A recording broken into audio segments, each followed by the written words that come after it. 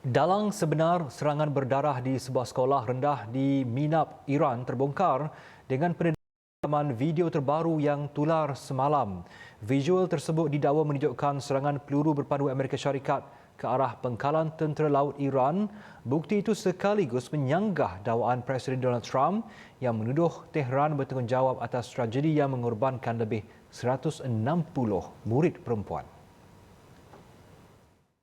Rakaman video yang dibuat naik oleh agensi berita Mehr itu menunjukkan detik peluru berpandu menghentam kawasan pangkalan tentera laut Kor Garda Revolusi Islam IRGC.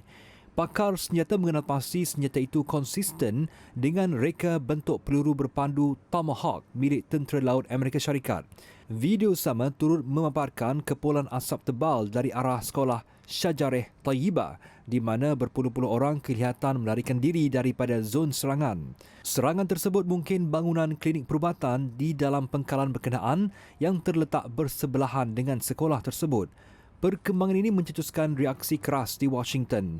6 Senator kanan Parti Demokrat dalam satu kenyataan bersama menyatakan rasa ngeri dan menuntut jawapan daripada Setiausaha Pertahanan Pete Hegseth. Mereka menyifatkan insiden ini sebagai antara kes kematian orang awam terburuk melibatkan tindakan militer Amerika Syarikat di Timur Tengah dalam tempoh beberapa dekad.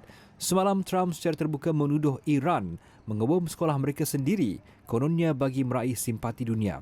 Walaupun Pentagon mengatakan siasatan masih dijalankan, Presiden Donald Trump sebelum ini tetap dengan pendiriannya bahawa serangan tersebut dilakukan oleh pihak Iran sendiri.